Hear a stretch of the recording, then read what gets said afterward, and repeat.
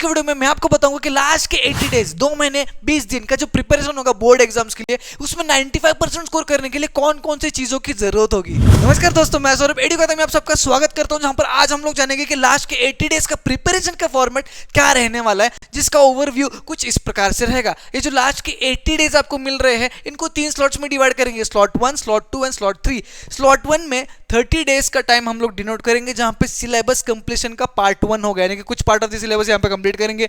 Slot 2 में जो 30 days है, अगेन ये सिलेबस कंप्लीशन का पार्ट 2 होगा, कुछ पार्ट ऑफ द सिलेबस यहां पर भी कंप्लीट होगा।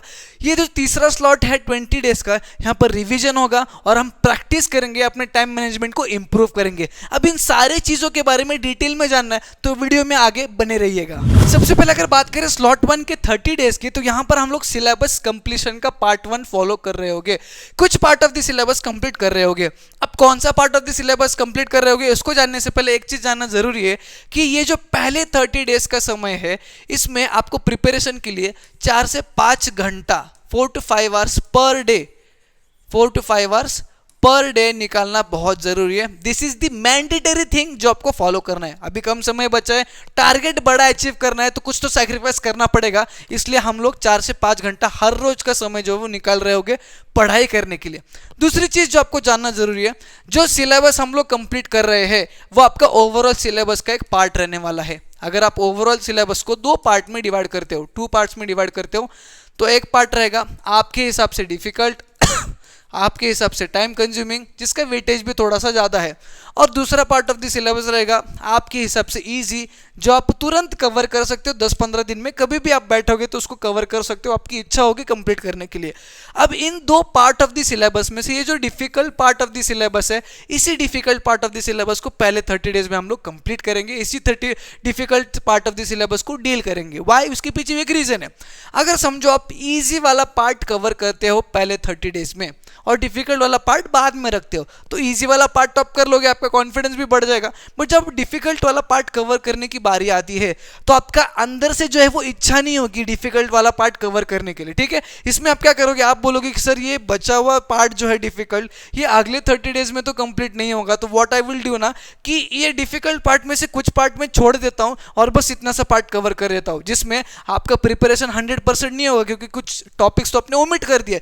जब प्रिपरेशन ही 100% नहीं होगा तो पेपर आप 100% देके नहीं लिख सकते, और पेपर ही अगर अच्छे से नहीं लिखोगे तो ओवरऑल स्कोर आपका बढ़िया नहीं आएगा। इसीलिए सबसे पहले चीज जो हमें करना है, that is difficult part of the syllabus according to you जितना भी है उसको कंप्लीट करेंगे पहले 30 डेज में। इजी के लिए तो बाकी 15-20 दिन अगले महीने का काफी हो जाएगा। ठीक है, तीसरी चीज जो आपको जानना जरूरी है, दैट इज ये difficult part of the syllabus complete करने के लिए अगर 30 डेज कम होता है तो आप एडिशनल 5 से 10 दिन ऐड कर सकते हो, यानी कि आपका 30 डेज का जो प्रिपरेशन है वो 35 to 40 डेज का हो सकता है। आप 5 से 10 दिन ऐड करिएगा, बट आपका डिफिकल्ट पार्ट कंप्लीट करना बहुत जरूरी है। Is that clear for you? उसके बाद अगर बात करें कि कौन कौन से सब्जेक्ट्स में कौन कौन से चैप्टर्स को कवर करना है इन 30 डेज में, तो सबसे पहले बात करेंगे मैथमेटिक्स में, जिसमें टोटल मैथमेटिक्स 1 and 2 के 13 चैप्टर्स है। Out of these 13 chapters 6 chapters को प्रिपेयर करना है, विच will B quadratic equation, financial planning, circles, similarity, mensuration and statistics. जहां पर आप एक चीज ध्यान से देखोगे तो 6 चैप्टर प्रिपेयर करना है। 30 डेज का समय आपके पास अवेलेबल है, यानी कि एक चैप्टर के लिए कुल मिला के 5 दिन का समय आपको मिल रहा है। वहीं अगर सिमिलरली हम लोग साइंस की बात करें, साइंस की प्रिपरेशन की बात करें, तो साइंस इस सब्जेक्ट में साइंस 1 एंड साइंस 2 के कुल मिला के 20 चैप्टर्स है। इन 20 चैप्टर्स में से 10 ऐसे इंपॉर्टेंट चैप्टर्स है जिनको प्रिपेयर करना है, which includes effects of electric current, refraction of light, lenses, metallurgy, carbon compounds, life process in living organism part 1 and 2, environmental management, animal classification, और लास्ट में होगा सेल बायोलॉजी एंड बायोटेक्नोलॉजी। इन 10 chapters को at any cost आपको prepare करना है 30 to 35 days में।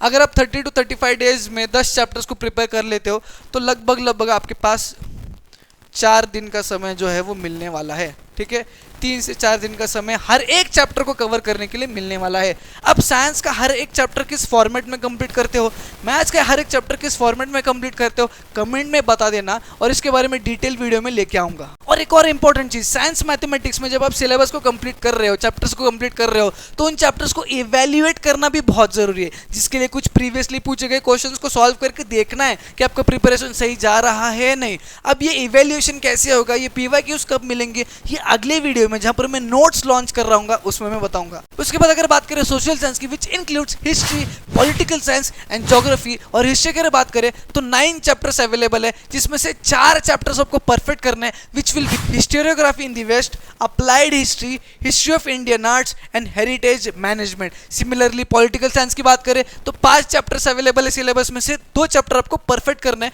विच will be working of the constitution and social and political movement. And similarly geography की अगर बात करें तो 9 चैप्टर्स में से अगेन 4 ऐसे इंपॉर्टेंट चैप्टर्स है जिनको इन 30 डेज में कवर करना है, which includes natural vegetation, population, human settlement, tourism, transport and communication. अब इन सारे चीजों को खत्म करने के बाद जो बचा हुआ लैंग्वेज है, उस बचे हुए लैंग्वेज की अगर बात करें तो इस बचे हुए लैंग्वेज में आपका ग्रामर और राइटिंग स्किल कवर हो जाना चाहिए इन 30 डेज में।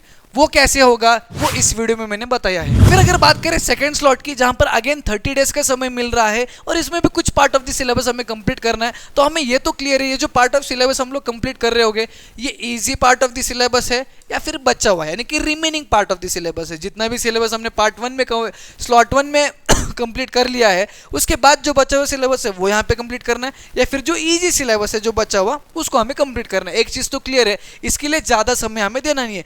दूसरी चीज, ये जो 30 डेज रहेंगे ये आपके मेजरली आएंगे जनवरी में, और जनवरी का समय बहुत ज़्यादा इंपॉर्टेंट होता है सारे बच्चों के लिए, क्योंकि वहाँ पे आपका प्री बोर्ड्स होंगे, वहाँ पे आपके प्रैक्टिकल्स होंगे, वहाँ पे कुछ बच्चे रिवीजन कर रहे होंगे, कुछ बच्चों का सिलेबस कंप्लीशन चल रहा होगा, बहुत सारी चीज़ें आपको साइमल्टेनियसली करने होती है, बहुत सारे सब्जेक्ट्स को भी डील करना होता है एट ए टाइम। इसलिए यहाँ पे हम हमारा स्टडी का जो टाइम है उसको स्लाइटली बढ़ाएंगे 1 घंटे से, तो हमारा जो स्टडी का टाइम है that should be 5 to 6 hours।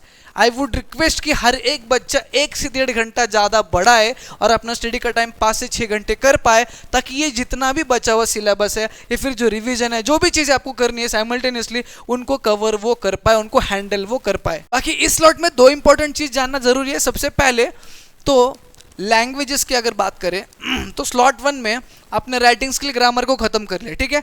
Slot 2 में जो बचेगा, which includes textual, non textual passage, which includes poetry, which includes स्थूल वाचन जैसा पार्ट, पूरक पठन जैसा वाला पार्ट, ये सारे चीज़ों को इसी मंथ में कवर करना है, और ये सारी चीज़ें बस एक ही बुक की मदद से कवर करना है, दैट इज मोस्ट लाइकली 21।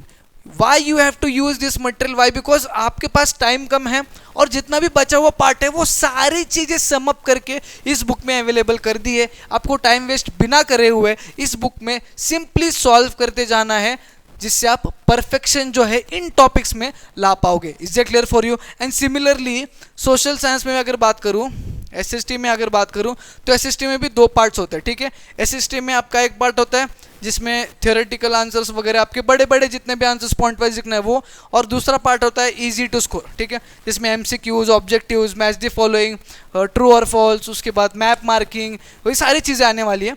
और पहले स्लॉट में पहले 30 डेज में आप थ्योरेटिकल पार्ट कवर कर लो, यानी कि आंसर्स को लिखने के ऊपर प्रैक्टिस कर लो ज़्यादा, जो चैप्टर्स मैंने बताया उनमें से। और इस पार्ट में, इस 30 डेज में इजी वाला पार्ट कवर करना बहुत ज़रूरी है, क्योंकि इसका भी काफ़ी अच्छा वेटेज अवेलेबल है। अगर आपको नहीं पता है तो हिस्ट्री, पॉलिटिकल साइंस और ज्योग्राफी का पेपर पैटर्न उठा के देखिएगा, मोर देन 50% वेटेज इस चीज़ में बैठा हुआ है। इसलिए ये चीज़ की प्रिपरेशन अगेन मोस्ट लाइकली 21 से ही होनी चाहिए। सारे type of the questions practice करने के लिए प्रीवियसली पूछे गए क्वेश्चंस, सारा टाइप, सारा सब कुछ इस बुक में आपका अवेलेबल है। तो बिना टाइम वेस्ट करे इस बुक में से ये वाला पार्ट हम लोग कवर करेंगे। Is that clear for you? अब लास्ट में हम लोग बात करेंगे थर्ड स्लॉट का, जिसमें 15 से 20 दिन, जो लास्ट के 15 से 20 दिन मिलते हैं उसकी बात करेंगे, जिसमें हमारा गोल रहेगा रिवीजन करना टॉपिक्स का, चैप्टर्स का जो हमने प्रिपेयर किया इस दिन तक, और उसके बाद उनकी प्रैक्टिस भी करना, जिससे हम हमारा टाइम मैनेजमेंट को इंप्रूव कर पाए। सबसे पहले तो what do I mean by revision over year? इसमें रिवीजन यानी क्या वो मैं अभी आपको बताता हूँ। सबसे पहले तो यहाँ पर मेरा रिवीजन का मतलब ये है, जितने भी चैप्टर्स अपने कवर किए, जितने भी टॉपिक्स अपने कवर किए, उनको एक बार गो थ्रू करना है। क्या करना है? गो थ्रू, आंखों के सामने से ले जाना है, एक बार पढ़ना है, एक बार बस गो थ्रू करना है। गो थ्रू करने के बाद इन टॉपिक्स पे कुछ क्वेश्चंस को सॉल्व करके देखना है, ठीक है। अब ये क्वेश्चंस कौन से रहेंगे? ये क्वेश्चंस कुछ इंपॉर्टेंट क्वेश्चंस रहेंगे जो आपके कोचिंग इंस्टीट्यूट या स्कूल में दिए गए हैं, या फिर कुछ PYQs रहेंगे, कुछ इंपॉर्टेंट क्वेश्चंस जो आपके अजय भैया अभी प्रोवाइड करते हैं वीडियोस में, या फिर कुछ क्वेश्चंस रहेंगे जो प्रीवियसली पूछे गए पेपर्स में, क्वेश्चन पेपर्स में आपको मिल जाएंगे। अब इन क्वेश्चंस को सॉल्व करने के बाद आपको एक तो कॉन्फिडेंस अगर बढ़ता है तो वेल एंड गुड, अगर कॉन्फिडेंस उतना ज़्यादा नहीं है तो जहाँ पर हम लोग लैक कर रहे हैं उनको इम्प्रूव करना बहुत ज़रूरी है। ठीक है, इनको सॉल्व करने के बाद आपको यहाँ पे इम्प्रूव करना बहुत ज़्यादा ज़रूरी है। ये हो गया मेरा रिवीजन का मतलब। अब प्रैक्टिस की अगर बात करें तो प्रैक्टिस किस फॉर्मेट में करना है मैं अभी आपको बताता हूँ। ठीक है, प्रैक्टिस करने का एक फॉर्मेट है। ठीक है, सबसे पहले तो देखो, फर्स्ट 2 डेज, पहले 2 दिन आपको करना है प्रिपरेशन प्लस रिवीजन। ठीक है, ये जो रिवीजन वाला पार्ट में बता रहा था, प्रिपरेशन रिवीजन, ये पहले 2 दिन करना है। ठीक है, उसके बाद थर्ड डे जो होगा वहां पर आप प्रैक्टिस करोगे। क्या करोगे? पेपर को प्रैक्टिस करोगे। कैसे करोगे, किस फॉर्मेट में करोगे वो भी मैं बताता हूँ। ये जो पहले 2 दिन का प्रिपरेशन होगा ना, वो कैसे होगा? सुबह 3 घंटे का प्रिपरेशन रिवीजन, दोपहर को 3 घंटे का प्रिपरेशन रिवीजन, और शाम में 3 घंटे का प्रिपरेशन रिवीजन। ऐसे 3 स्लॉट्स में आप प्रिपरेशन और रिवीजन करोगे पहले 2 दिन। तीसरे दिन में जब पेपर प्रैक्टिस करने के लिए बैठोगे तो सुबह एक पेपर सॉल्व करोगे। ठीक है, दोपहर को एक पेपर सॉल्व करोगे, एंड बचा हुआ लास्ट एक पेपर शाम को सॉल्व करोगे। ठीक है, ये फॉर्मेट बहुत ज़रूरी है और बहुत ज़्यादा इफेक्टिवली है। इसको अगर कंसिस्टेंटली फॉलो करते हो ना, ये जो 15-20 डेज बचे, आपका रिजल्ट कहाँ से कहाँ जाएगा आपको भी नहीं पता चलेगा। ये प्रैक्टिस बहुत ज़्यादा इंपॉर्टेंट है, मार्क माई वर्ड्स। आपको याद आएगा जब आप बोर्ड्स के पेपर को सॉल्व कर रहे होगे। तो पहले 2 दिन इस फॉर्मेट में प्रिपरेशन रिविजन करना है, ये सारी इंप्रूवमेंट वाली चीज़ यहाँ पे करना है। उसके बाद उसके बाद प्रैक्टिस करने के लिए, टाइम मैनेजमेंट को इंप्रूव करने के लिए ये चीज़ फॉलो करना है थर्ड डे पे। Is that clear for you? That's all for today's video. अगर वीडियो पसंद आता है, इंपॉर्टेंट लगता है, तो अपने दोस्तों के साथ शेयर करिएगा, नहीं तो चैनल को सब्सक्राइब करके जाइए। हम मिलेंगे न्यू वीडियो में।